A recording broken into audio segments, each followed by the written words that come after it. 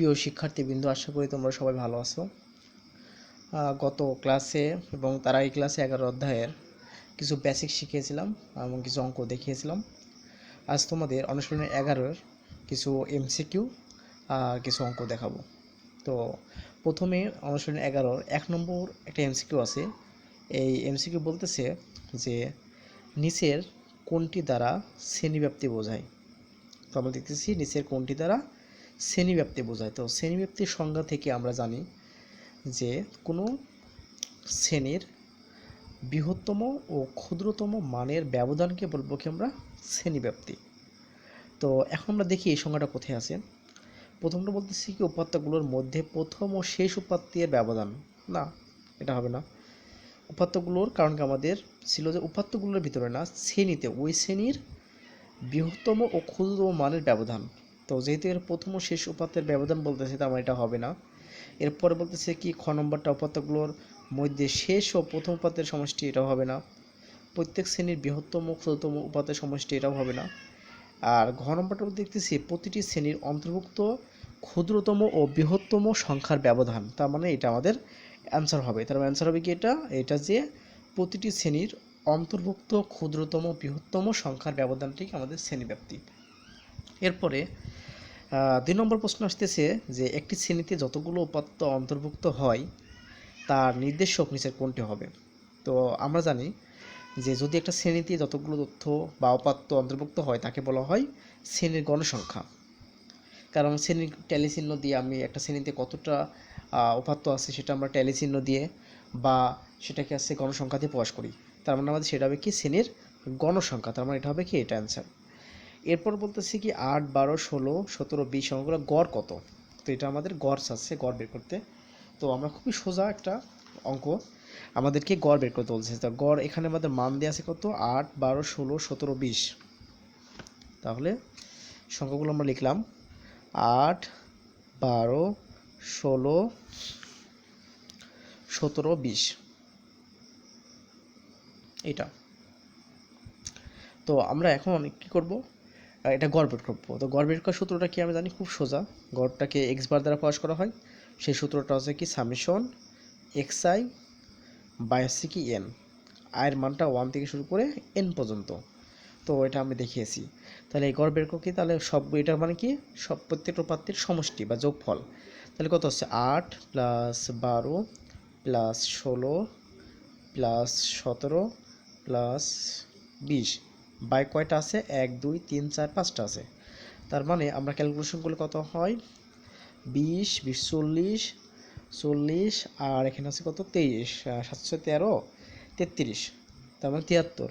তা 73 বাই আছে 5। তো আমরা ক্যালকুলেশন করলে কত হয় 73 বাই 5, এটাকে 5 দ্বারা ভাগ করলে 5 ওকে 5, 2, 23, 4, 5, 20 হয়, 3, 30, তাহলে 530।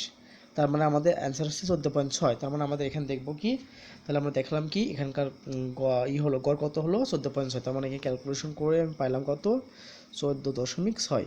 তো এখানে কোনটা 14.6 আমার এখানে আছে কত, এখানে 14.6 আছে এটা। তার মানে অ্যান্সার হবে কি আমাদের গড় এটা। তো এখন আমরা আরও কিছু এমসিকিউ দেখব। এখানে একটা এমসিকিউ আছে যে 10, 12, 14, 18, 19, 25 সংখ্যাগুলোর মধ্যক কত।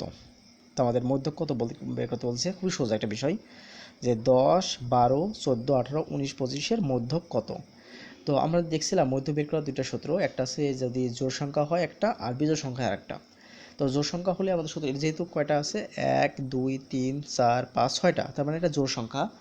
তার মানে জোড় সংখ্যা হলে আমরা কি জানি যে এন যদি জোড় সংখ্যা হয় তাহলে আমাদের সূত্রটা জানি যে মধ্যক ইকুয়াল টু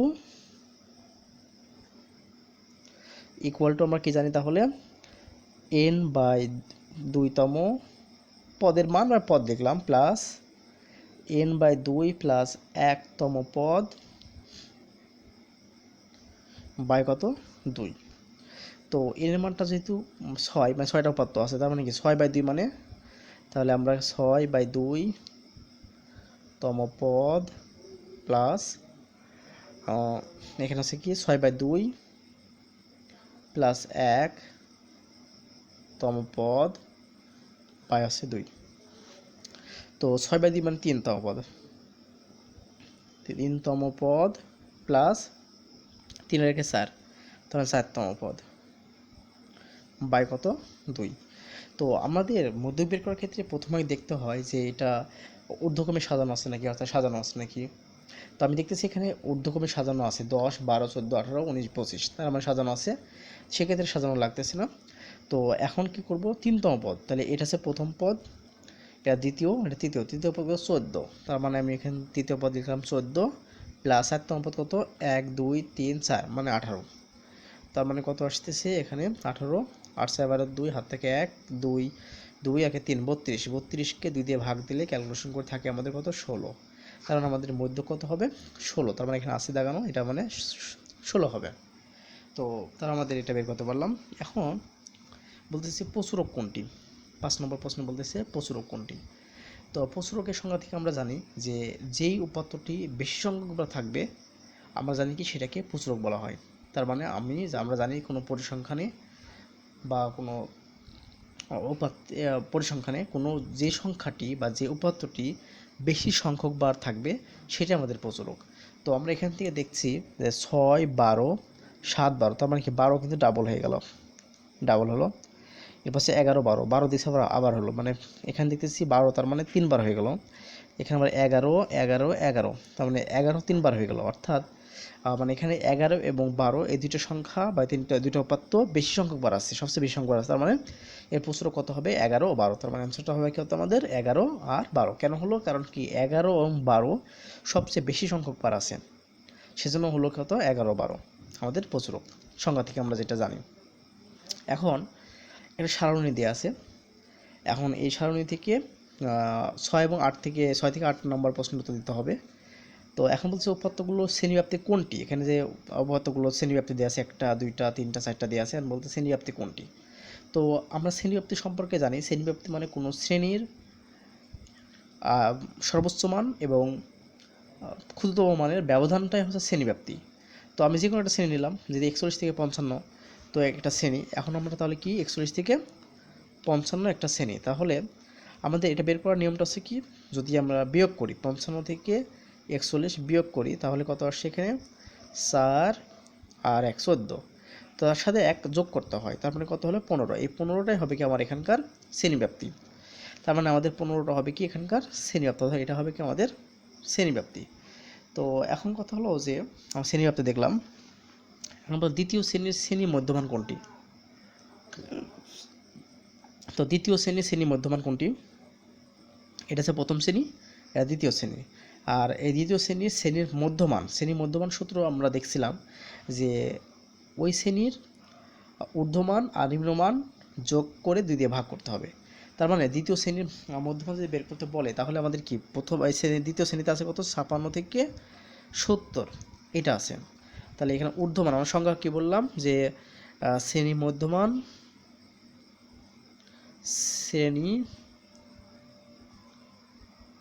মধ্যমান ইকুয়াল টু ঊর্ধ্বমান, ওই শ্রেণীর ঊর্ধ্বমান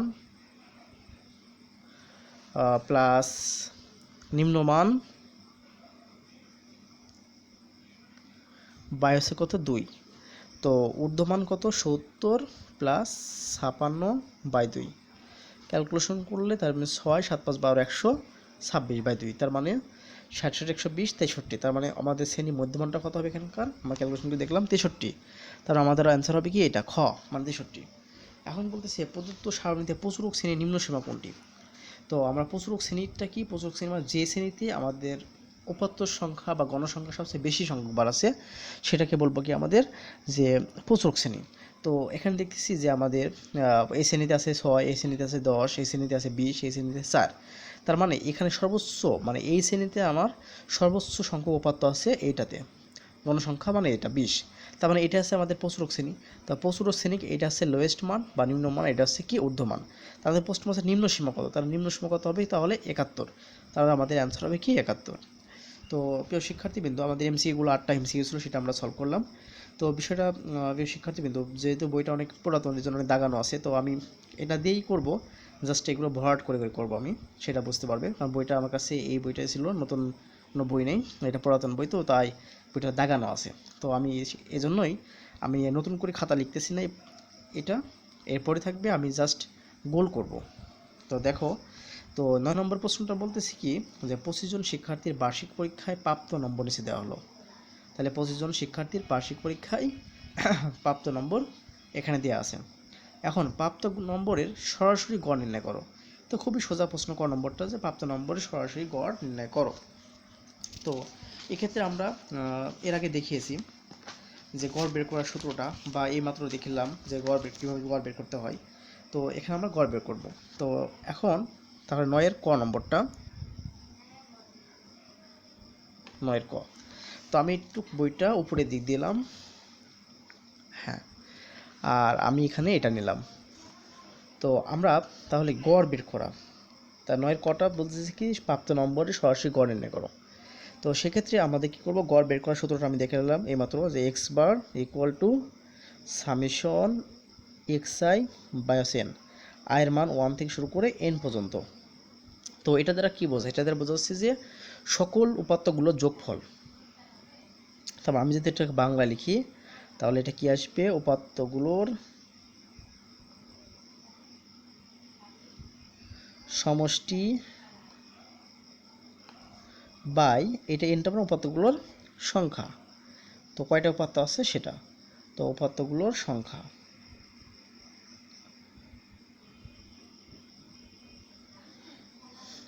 এখন উপাত্তগুলোর সমষ্টি, তাহলে প্রথম কী হবে, 72 যোগ 85 যোগ 78 যোগ 84 যোগ এরকম হবে। তা আমি সম্পূর্ণ লিখলাম না, তোমরা সবাই লিখবে, লিখে অ্যান্সারটা করবে। আমি জাস্টে 71 লিখলাম, মানে আর বাই কয়টা আছে, যেহেতু বলছিল 25 জন শিক্ষার্থীর নম্বর, তার মানে সমষ্টি সংখ্যা হবে কি 25। তো এটা আমরা ক্যালকুলেশন করি, এটা ক্যালকুলেশন করলে আমার আসে যে তাহলে আসছে আমাদের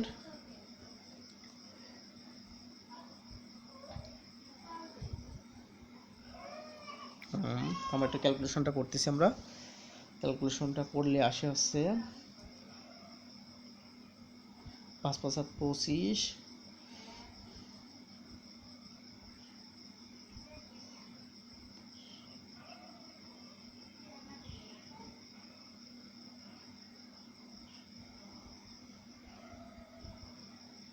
$1875। আমরা ক্যালকুলেশন করে দেখলাম এটা হলো কত, 1875। তোমরা ক্যালকুলেশন করে দেখবে ক্যালকুলেটর দিয়ে।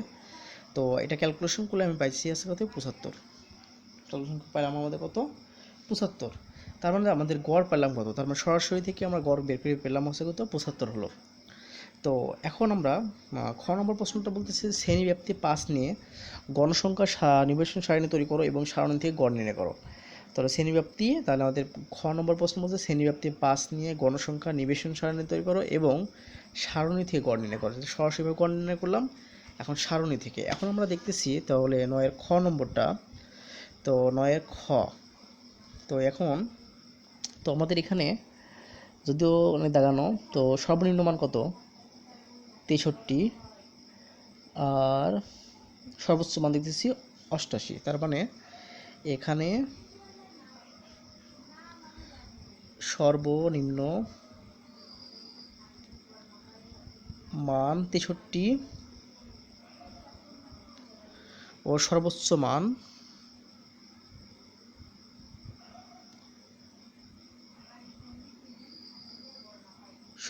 হচ্ছে 88, এটা আমরা দেখলাম। তো এখন আমরা শ্রেণীব্যাপ্তি পাস করে নেব। তো আমরা একটা কাজ করি, আর একটা সারণী তৈরি করবো। আমি ক্যালকুলেটর আমি স্কেল দিয়ে না টেনে হাত দিয়ে টানলাম। দেখো প্রিয় শিক্ষার্থীবৃন্দ, আমি এটা হাত দিয়ে করতেছি। তো আমাদের কী কী লাগবে, শ্রেণীব্যাপ্তি, শ্রেণী মধ্যমান, আমি ট্যালিটা এক্সট্রাভাবে নিলাম যদিও লাগে না, তারপর হচ্ছে গণসংখ্যা আর FI/XI আমাদের গড় বের করতে লাগবে। তো সেক্ষেত্রে হ্যাঁ নিলাম। তাহলে কত হলে এটা শ্রেণী ব্যাপ্তি। প্রিয় শিক্ষার্থীবৃন্দ, এই দাগগুলো অবশ্যই তোমরা সুন্দর করে স্কেল দিয়ে আঁকবে। আমি জাস্ট সময় লাগবে এই জন্য জাস্ট এটা কি করতেছি না। তাহলে শ্রেণী ব্যাপ্তি, শ্রেণী মধ্যমান,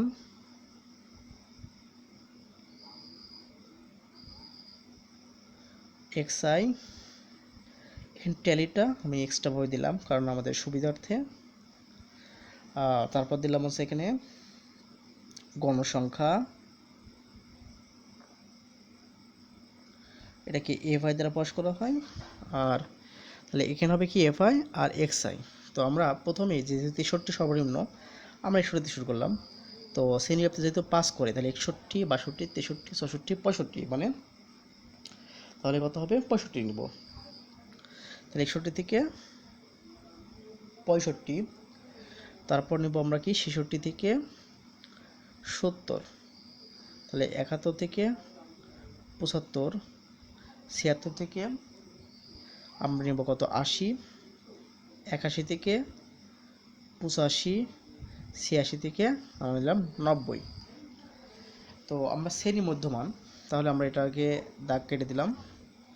আমরা একটু কাজ করতে পারি, দাগ কাটতে পারি, দিলাম কেটে এভাবে। প্রিয় শিক্ষার্থীবৃন্দ, বারবারই বলতেছি তোমরা অবশ্যই এটা স্কেল দিয়ে আঁকবে। আমি একটু তাড়াতাড়ি বা শর্টকাট করার জন্য এটা করলাম, তোমরা অবশ্যই সেটা সুন্দর করে দাগ কেটে করবে। এটা আমরা লিখলাম।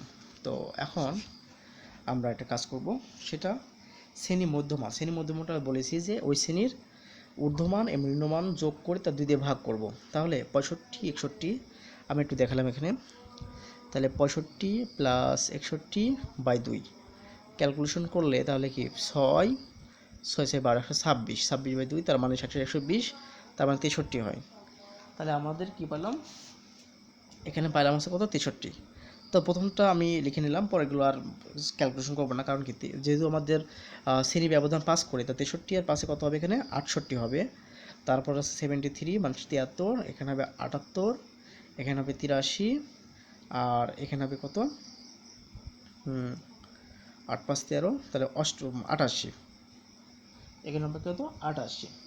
তো এখন আমরা এগুলো শ্রেণী মধ্যমান নিয়ে নিলাম। প্রিয় শিক্ষার্থীবৃন্দ, জাস্ট এটা বুঝবে। আবার প্রথমটা শ্রেণী মধ্যমানটা নিয়ে নিলাম, তাহলে ঊর্ধ্বমান আর নিম্নমান যোগ করে দিয়ে ভাগ করে আমরা আমরা কি করলাম এখানে শ্রেণী মধ্যমানটা বের করে নিলাম। তো একটা বের করার পরে যেহেতু শ্রেণী ব্যবধানকে পাস করে আছে, তার মানে প্রত্যেকটা জায়গা থেকে আমি 5কে যোগ করলাম। 63 সাথে 5 যোগ করলে 68, তার সাথে যোগ করে 73 হয়, 73 সাথে 5 78 হয়, 78 সাথে 5 83, 83 সাথে 5 যোগ করলে 88 মানে 88।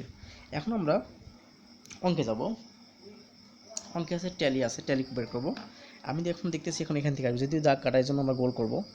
তো এখন এখানে দেখতেছি প্রথম 72 আমি ওভাবে কাটলাম 72, তাহলে 72 কিসের ভিতরে পড়বে 72 এর ভিতরে পড়বে, ট্যালি দিলাম। তো তারপর দেখছি 85, তাহলে 85 কার ভিতরে পড়বে এটার ভিতরে, তার মানে এটা কেটে দিলাম। এখন ওটা আমি কাটার দরকার ছিল, যদি কাটা অলরেডি আছে জন্য আমি গোল করতেছি। এবার 78 এইটা, তারপর কত 84, এই যে 84 কোনটার ভিতর পড়বে এইটার ভিতর পড়বে, তারপর আমরা দুইটা কাটলাম, 78 কাটলাম 84 কাটলাম। এরপর আছে কত 78, আবার 78, তো 78 কার ভিতর পড়বে এই যে 78 পড়বে কার ভিতরে আমাদের এটার ভিতরে, দিলাম 78। তারপর আছে 75, তো 75 কার ভিতরে পড়বে এটার ভিতরে দিলাম। তারপর দিচ্ছি 69 পড়বে এটার ভিতরে। তারপর 67 পড়বে এটার ভিতরে। তারপর আছে 88, তাহলে পড়বে আমাদের এটার ভিতরে 80, তো 80 পড়বে কার ভিতরে 80 পড়বে এটার ভিতরে। তারপর 74 পড়বে এটার ভিতরে। তারপর দেখছি যে 77 দিলাম এটার ভিতরে। তারপর দিলাম হচ্ছে কত 79, তাহলে 79 কাপড় পড়বে এর ভিতরে, 4টা হয়ে গেলো, এই যে 5টা। এবার 69 এইটা। তারপর হচ্ছে 74 পড়বে আমাদের কার ভিতরে 74 পড়বে আমাদের এটার ভিতরে, দিলাম। 73 আছে, 73 পড়বে আমাদের কার ভিতরে 71 বা 73, মানে 5টা হয়ে গেল। এখন 83 পড়বে আমাদের কটা এটার ভিতরে 65 আমাদের কত এটার ভিতরে 75, এই যে 75, সেই 75 এটার ভিতরে 69 পড়বে আমার এটার ভিতরে 63 হচ্ছে এটার ভিতরে 75 দিলাম, এটা 86 এটা 66 এটা আর 71, সে 71 দিলাম হচ্ছে কত এটার ভিতরে। তার মানে আমাদের প্রথমটা হচ্ছে কত 2, তারপর কত 5টা 8 5 3 2, তাহলে 10, তাহলে মোট কত হচ্ছে আমাদের, তাহলে দেখব কি আমাদের মোট কত হয়। তো মোট কত হলো 5 দিয়ে 7 15 20 25, তার মানে 25 জন হয়ে গেল মোট। তো এখন এফআই এক্সআই অর্থাৎ এটার সাথে এটার গুণ, এটার সাথে এটার গুণ, এটার সাথে গুণ করলে তাহলে 6 দিয়ে 12 120 3 6 126 হয়, এটা হচ্ছে কত 126।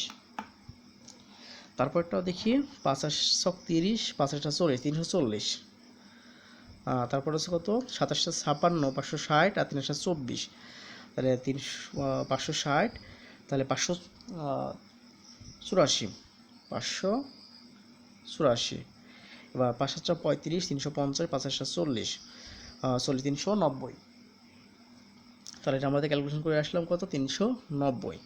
এবার 3 24 240 3 3 9 240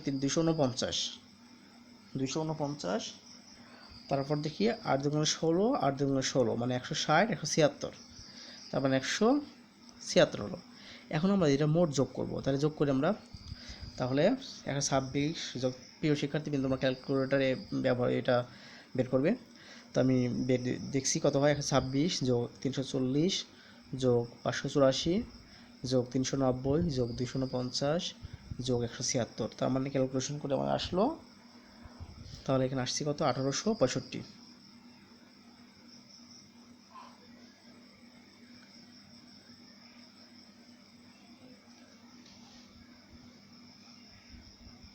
হ্যাঁ, তার আমরা ক্যালকুলেশন করে 1865 আসলো। তার আমাদের গড় বের করার যে সূত্রটা সেটা থেকে আমরা জানি যে গড় বের করার সূত্রটা কি এক্স বার ইকুয়াল টু, যদি এরকম শ্রেণীকৃত ডাটা থাকে তখন তো বের করলাম summation x i by n, কিন্তু এটা ছিল অশ্রেণীকৃত ডাটা।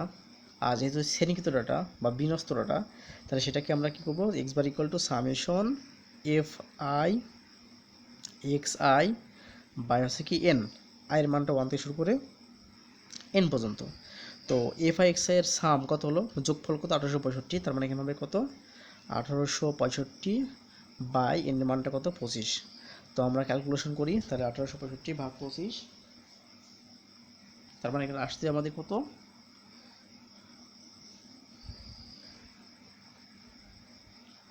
তো আমরা একটু যদি ক্যালকুলেশনটা এখানে করি,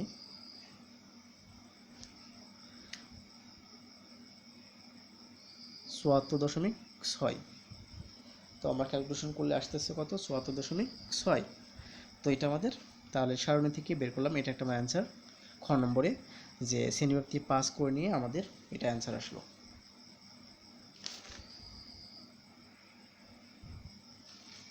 হ্যাঁ, আমার এটা আসলো। এখন আমাদের গ নম্বর প্রশ্নটা কি বলতেছে, গ নম্বর প্রশ্নটা বলতেছে সরাসরি প্রাপ্ত গড়ের সাথে খ হতে প্রাপ্ত গড়ের পার্থক্য কত। তো আমি তাহলে এখান থেকে আমরা দেখাতে পারি। তো এখান থেকে দেখালে কি হবে, সুতরাং পার্থক্য আমি একবার লিখে দিলাম, গতে শুধু লিখলাম যে পার্থক্য শুধু লিখলাম পার্থক্য ইকুয়াল টু, তাহলে ওখান থেকে পাইছিলাম কত আমাদের ওখানে পেজে 75, তো পার্থক্য হলো 75 মাইনাস 6, তার মানে কত আসছে 0.4, এটা আমাদের পার্থক্য। তার মানে আমাদের অ্যান্সার হলো কি 0.4। তো এখন প্রিয় শিক্ষার্থীবৃন্দ,